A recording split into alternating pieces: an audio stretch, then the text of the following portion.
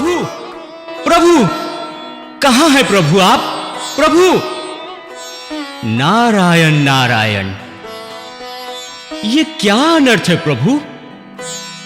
प्रभु आप कहां चले गए हैं? मैं आपको तीनों लोक में ढूंढ रहा हूं, परंतु आप मुझे कहीं नहीं मिले प्रभु। कहां चले गए हैं आप? हे श्री हरि, हे करुणा निधान, हे जगत के पालनहार, मुझे दर्शन दीजिए। मुझे एक आवश्यक विषय में आपके दर्शन की आवश्यकता है प्रभु। हे परमपिता, हे ब्रह्मदेव, अब आप ही कोई उपाय बतलाइए। हे नारद, भगवान विष्णु किसी अति आवश्यक कार्य से कहीं गए हुए हैं। वे शीघ्र ही लौट आएंगे। लेकिन वो कहां गए होंगे ब्रह्मदेव? मुझे उनसे अति शीघ्र मिलकर आवश्यक बातें करनी है ब्रह्मदेव। ये तो मैं भी नहीं जानता कि वो कहां गए हैं, लेकिन इतना अवश्य जानता हूं कि वे त्रिलोक के अंदर ही कहीं हैं। हे परमपिता, आप सृष्टि के रचयिता हैं। भला ऐसी कोई बात हो सकती है इस चराचर में कि जिससे कि आप अनभिज्ञ हो? अवश्य हो सकता है नारद। परम ब्रह्म के निर्देशानुसार हम त्रिदेव ब्रह्मा, विष्णु और महेश का रूप धरकर अपने अपने कार्य करते हैं, परंतु कोई भी देव कभी भी एक दूसरे के कार्य में हस्तक्षेप नहीं कर सकता। यही परम ब्रह्म का निर्देश है।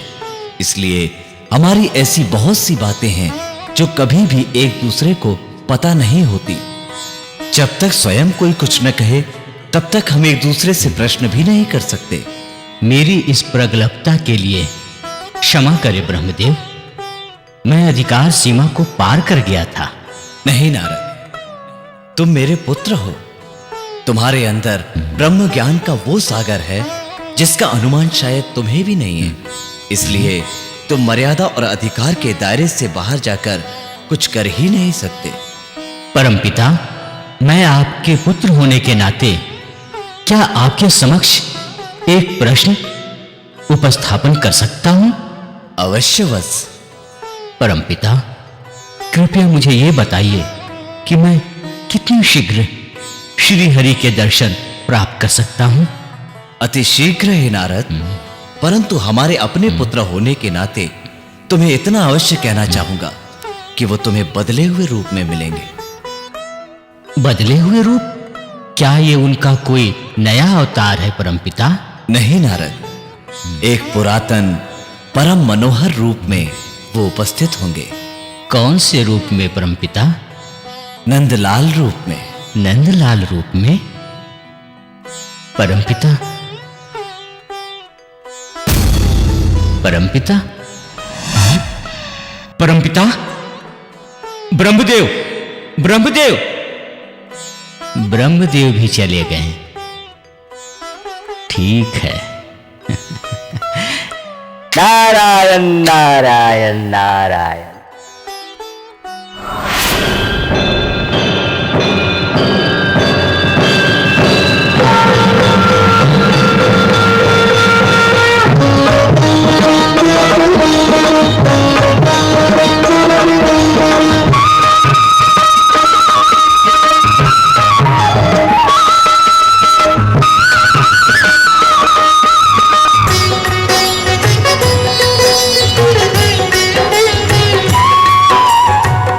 इस जग का तुम हो रखवाला, करते हो सबके जीवन में उजाला।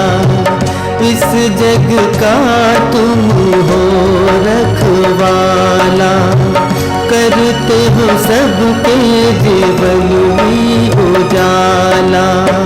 तुम ही तो हो तुम्हारा मिसाल, तुम ही तो हो तुम्हारा मिसाल।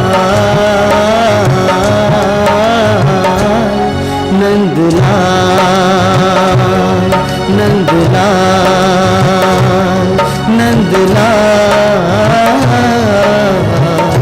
नंदलाल।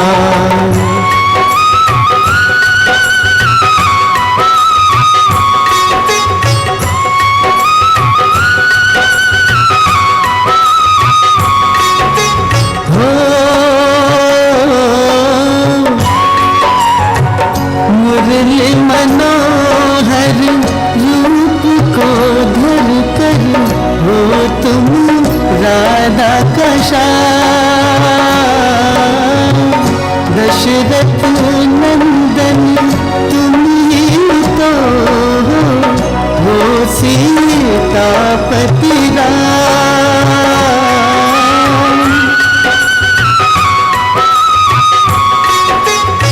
मुरली मनोहर रूप को धर कर हो तुम राधा का श्याम। दशरथ नंदन तुम ही तो हो सीतापति राम। ब्रज में तुम हो सबके लाडले, ब्रज में तुम हो सबके लाडले, नटखट बाल गोपाल। नंदलाल नंदलाल नंदलाल नंदलाल। देवर्षि, देवर्षि,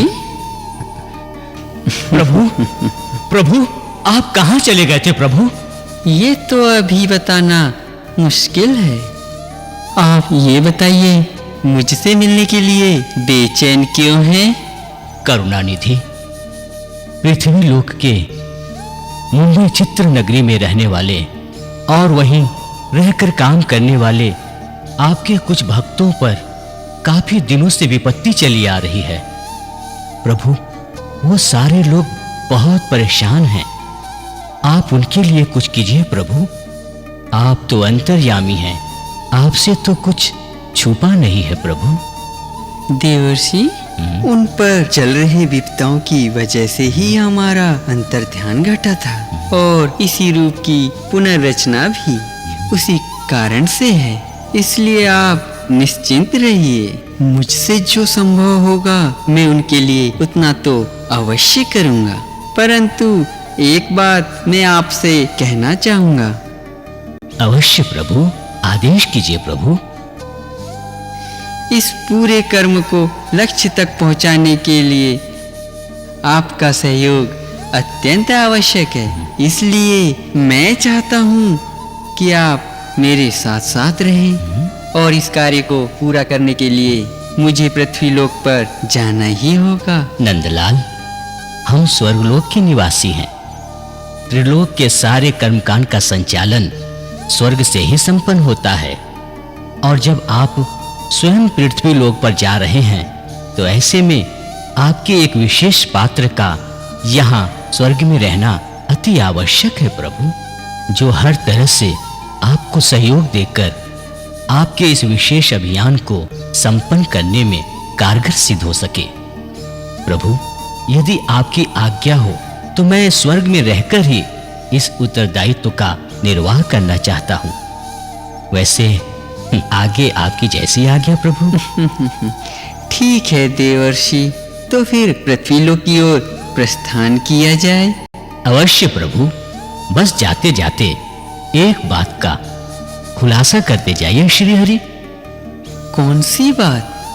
प्रभु, आपके इतने रूप हैं, लेकिन आपने इस विशेष अभियान के लिए इस नंदलाल रूप का ही चयन क्यों किया करुणानिधान? इससे पहले भी मैंने नंदलाल रूप में जीवन के सभी पहलुओं को सबसे ज्यादा समीप से देखा है, भोगा है, जिया भी है। इसलिए पृथ्वीलोक के इस मायावी चित्र नगरी में जाने के लिए नंदलाल रूप से बेहतर मेरा दूसरा रूप और कोई हो ही नहीं सकता। मनुष्य के कला, प्रेम और भावनाओं का एक अद्भुत और अनोखा संगम है ये मुंबई चित्र नगरी। नंदलाल रूप की विशेषता भी उतना ही अद्भुत और अनोखा है, इसलिए मैंने ये रूप धारण किया है। अब आगे देखते रहिए। प्रभु,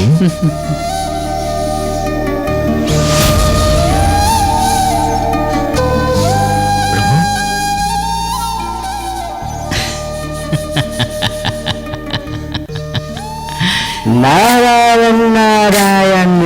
ये मुंबई मुंबई महानगरी है। पूरे देश का सबसे ज्यादा मशहूर शहर कहा जाता है इसे।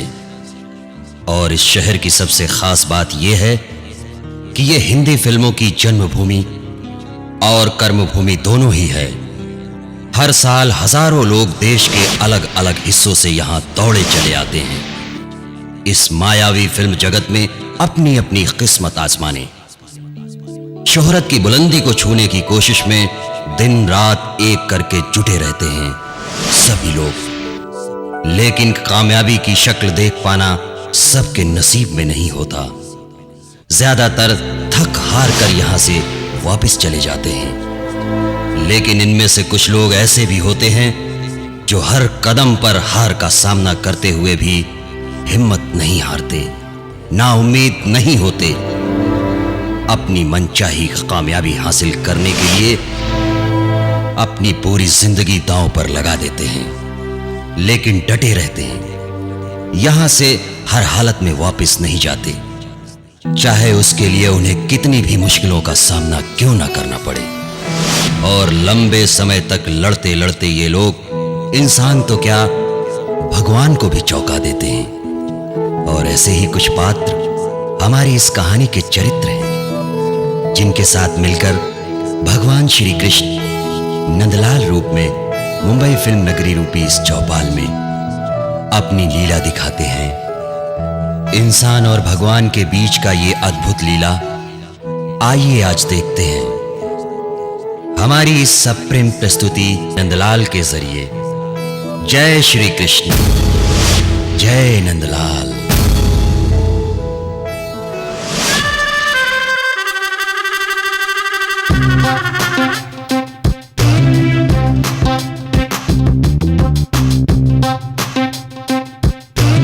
ये लो टंका भैया, गर्मा गर्म चाय पियो। अरे इसमें असली दूध की मलाई मार कर लाया हूँ, जरा पीकर तो देखो। देख 2.5 फुट, आज महीने का पहला दिन है, सबसे भाड़ा लेना है, इसलिए हिसाब की प्रैक्टिस कर रहा हूँ। चल जा, डिस्टर्ब मत कर, पहली भौनी तो हो जाए। वो सब मुझे नहीं पता है। मैंने काम हाथ में लेने से पहले सब तय करके रखा है। तय करके रखा है? हाँ। क्या तय करके रखा है? अरे यही कि शाहरुख, सलमान, अक्षय से मिलके उनमें से किसी एक के साथ चिपक जाऊंगा। फिर एक मिनट, उनके साथ चिपक जाऊंगा का क्या मतलब है? जब चिपकूंगा तब पता चलेगा। उन सब के साथ नहीं, उनमें से किसी एक से। हाँ भाई, वो एक ही बात है, लेकिन वो तुझे अपने साथ चिपकने क्यों देंगे? वो सब नहीं, उनमें से किसी एक से। हाँ भैया, लेकिन कैसे? वो सब मैं अभी नहीं बता सकता। हाँ? वक्त आने पर सब पता चल जाएगा। क्या पता चल जाएगा? वो एक राज की बात है।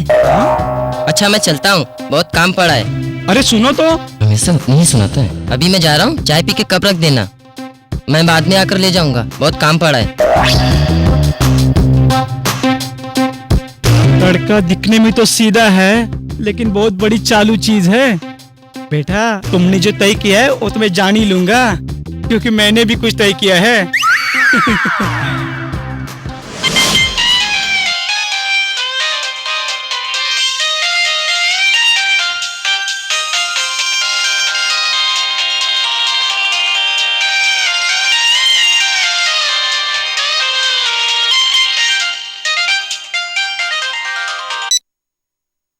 हेलो, कौन बोल रहे हैं? जी हाँ, बोल रही हूँ, बोलिए। हाँ हाँ हाँ जरूर। कहाँ आना होगा मुझे? ठीक है। कितना पेमेंट मिलेगा मुझे? ठीक है। कब आना होगा? हाँ हाँ ठीक है, मैं पहुंच जाऊंगी। जी जी हाँ, ओके बाय।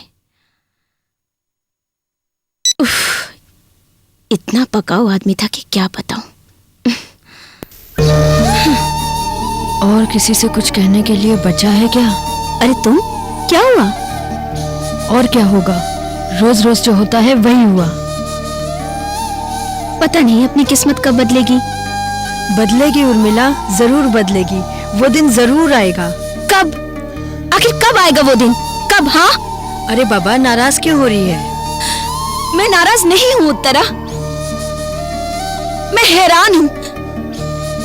क्या क्या इसी का नाम प्रतिभा है? क्या जोश, मेहनत, लगन इसे कहते हैं?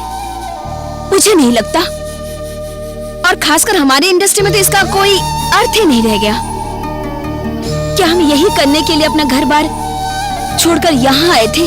अपने घर वालों को दुखी किया, अपने सारे ख्वाहिशों का गला दबाकर हम निर्माताओं के ऑफिस के दर दर भटकते रहते? क्या इसी का नाम मेहनत है? क्या इस जिल्लत को बर्दाश्त करने को लगन कहते हैं? अरे यार, हम लोग क्या करेंगे, अपनी तो लाइन ही ऐसी है। हाँ, लेकिन एक बात तो सच है, जब घर वालों के बारे में सोचती हूँ तो बहुत खराब लगता है। मम्मी, पापा, छोटा भाई सोनू, छोटी बहन शिवानी, सब मुझसे कितनी उम्मीद लगाकर बैठे हैं, और मैं यहाँ कोरस और डेमो गा गा कर संगीत की दुनिया का खाक छान रही हूँ। रिकॉर्डिंग में कई बार देखती हूँ कि ऐसे गायक गायिकाओं के पीछे जो लोग ठीक तरीके से गा भी नहीं पाते, संगीत निर्देशक अपने 5-5, 6-6 घंटे उनके लिए बर्बाद करते हैं, और उसी जगह कोई एक ऐसा नहीं मिलता जो एक नए गायक गायिका को सिर्फ अपना आधा घंटा देकर उन्हें एक सही मौका दे। एक्चुअली ये सब पहले किए हुए समझौता के तहत ही होता है। कभी कभी तो इन्हें संगीत निर्देशक नहीं, समझौता निर्देशक कहकर बुलाने का दिल करता है। आज भी पंचम दा, एस.डी. वर्मन, शंकर जयकिशन, नौशाद साहब, मदन मोहन जी, रोशन जी, कल्याण जी, आनंद जी, इन सब की कमी बहुत महसूस होती है। ऐसा माहौल हर फील्ड में है उत्तरा। अक्सर बड़े फिल्मों में मेन रोल करने वाली हीरोइनों की डबिंग मैं करती हूँ, जिनको न तो अभिनय का ज्ञान है, न ही भाषा का सही प्रयोग कर पाती हैं वो लोग। ऐसा अक्सर होता है कि वो चालू शॉट में कभी इंग्लिश बोल देती है या गाली बक देती है, और फिर हमें डबिंग थिएटर में जाकर उसको सुधारना पड़ता है, और हमसे बाकायदा कहा जाता है कि उसे सुधारा जाए। हाँ। बुरा कब लगता है जानती हो उत्तरा, जब थिएटर में आम दर्शक उन लड़कियों को देखकर उनके अभिनय की तारीफ करते हैं। उनको अक्सर इस बात का पता ही नहीं होता कि उनके अभिनय के पीछे हमारी कितनी मेहनत रहती है। अक्सर जब मैं टीवी में किसी बड़ी हीरोइन की इंटरव्यू देखती हूँ तो अपनी आवाज सुनकर मेरा भी दिल करता है कि काश मेरी आवाज के साथ मेरा चेहरा भी दिखाई देता।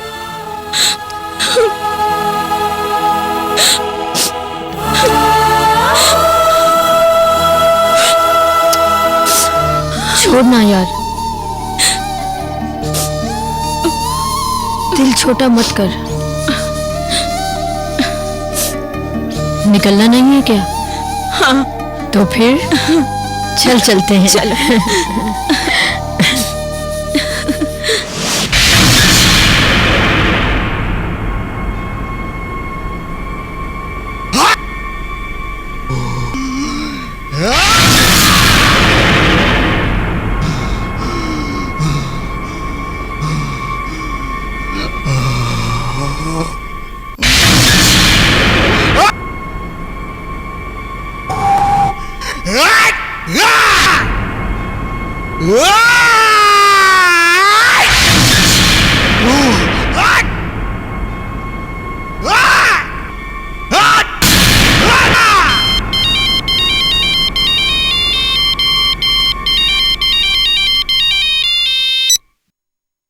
हेलो। हेलो, कहाँ है तू? खार में।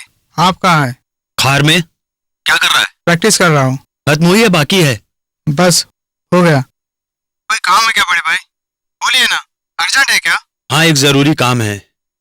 तू एक काम कर, मुझे ठीक 1 बजे सब टीवी के सामने मिलना। एक जगह चलना है, वहाँ हम दोनों का काम हो जाएगा।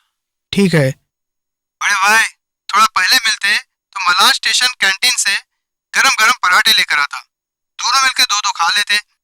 वैसे आपको पराठे पसंद भी है ना? पसंद?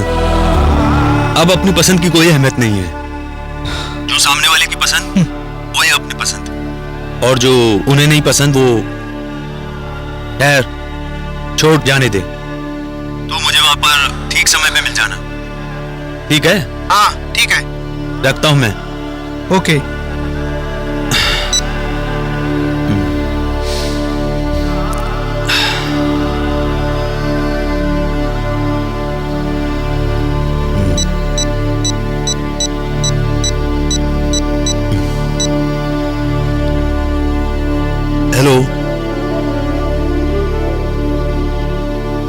मैं अर्जुन बोल रहा हूँ। सेठ से बात करना ही पड़ेगा। इतना उधार रखकर बिजनेस कैसे चलेगा? और इसी तरह चलता रहा तो लॉज की आमदनी कैसी होगी? और आमदनी नहीं होगी तो मुझे पगार कैसे मिलेगा? बहुत पंगा है बाप। सेठ से बात करना ही पड़ेगा आज। तुम पगार की फिक्र मत करो। बैठो बैठो।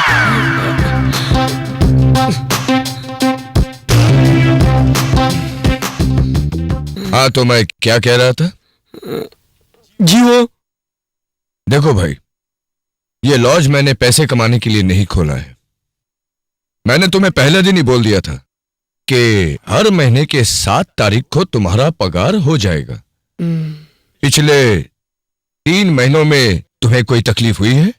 नहीं सर। तो फिर ये बैठे बैठे क्यों ये सब घटिया बातें सोचकर अपने दिमाग और इस माहौल को गंदा कर रहे हो? हाँ, तो ये क्या नाम है तुम्हारा? जी टंका। हाँ, टंका। तुम्हारा नाम टंका है शायद इसलिए तुम हमेशा रुपये पैसे के पीछे पड़े रहते हो। देखो भाई, भगवान का दिया हुआ सब कुछ है हमारे पास। मैंने ये लॉज स्ट्रगलरों की मदद के लिए खोला है, पैसा कमाने के लिए नहीं। इस इंडस्ट्री के कमजोर हुनरमंद स्ट्रगलरों के लिए, ताकि वो चैन से रह सके और अपनी इज्जत, लगन और मेहनत से अपनी लक्ष्य की ओर आगे बढ़ सके सही तरीके से। और तुमने इस पूरे शांति प्रिय माहौल में रुपया, पैसा, नफा नुकसान का अशांति फैला दिया। साहब, स्ट्रगलर बहुत बेकार होते हैं। काम धंधा कुछ करते नहीं, सिर्फ यहाँ आके भीड़ बढ़ाते हैं, दारू पीते हैं, तमाम अय्याशियां करते हैं। सिर्फ लॉज का भाड़ा देने समय गरीब हो जाते हैं, तभी उनके जेब में 1 रुपया भी नहीं होता। बकवास बंद करो। क्या जानते क्या हो तुम इन स्ट्रगलरों के बारे में? हैं? इस इंडस्ट्री के चौपाल में जितने भी स्ट्रगलर दिखाई पड़ते हैं, पढ़े लिखे और अच्छे घराने के हैं। उनके पास तहजीब है, संस्कार है, बड़ों के प्रति मान, बच्चों के प्रति प्यार, ये सब कुछ है उनमें। और अगर कुछ बिगड़ भी जाते हैं तो उसके लिए फिल्म इंडस्ट्री जिम्मेदार है, यहाँ का सड़ा हुआ सिस्टम जिम्मेदार है, ये स्ट्रगलर जिम्मेदार नहीं है। अगर एक स्ट्रगलर को उसके टैलेंट के हिसाब से, उसकी लगन और मेहनत के हिसाब से काम मिलने लगे तो इस इंडस्ट्री से स्ट्रगलर शब्द का नाम और निशान मिल जाएगा। लेकिन नहीं, तुम जैसे घटिया सोच रखने वाले चंद टंका प्रोड्यूसर, डायरेक्टर बनकर इस इंडस्ट्री के स्ट्रगलरों के भाग्य विधाता बनकर उनकी टैलेंट, मेहनत, ईमानदारी पर उनकी माथे पर लात मार मार कर उन्हें जलील करते हैं, उन्हें गली का कुत्ता बनाने पर तुले हुए हैं। लेकिन स्ट्रगलरों को कोई कदम नहीं कर पाया। वक्त का सीना चीर कर राज कपूर, धर्मेंद्र, जितेंद्र, संजीव कुमार, मिथुन चक्रवर्ती, जयदीप श्रॉफ, गोविंदा, वाहिदा रहमान, मुमताज, हेमा मालिनी, हीना राय, नीना गुप्ता, श्रीदेवी, रेखा, अनुपम खेर, परेश रावल, कादर खान, अमरीश पुरी, ओम पुरी, लता मंगेशकर, आशा भोसले, कुमार सानू, अभिजीत, उदित नारायण, मोहम्मद अजीज, शान, Vinod Rathore, Sadhana Sargam, Thomas saviour, Tony रोज, सुभाष घई जैसे बड़े बड़े दिग्गज, न जाने और कितने ऐसे स्ट्रगलर उभर कर आए हैं। और तुम स्ट्रगलरों का अपमान कर रहे हो? बन सकते हो उनकी तरह? नहीं सर।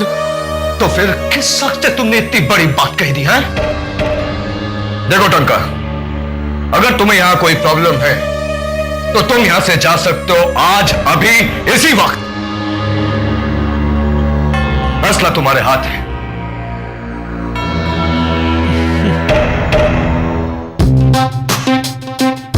ले हलवा, लगता है ये भी कभी स्ट्रगलर थे, नहीं तो इतना पुख्ता आदर्शवाद, वो भी स्ट्रगलरों के बारे में।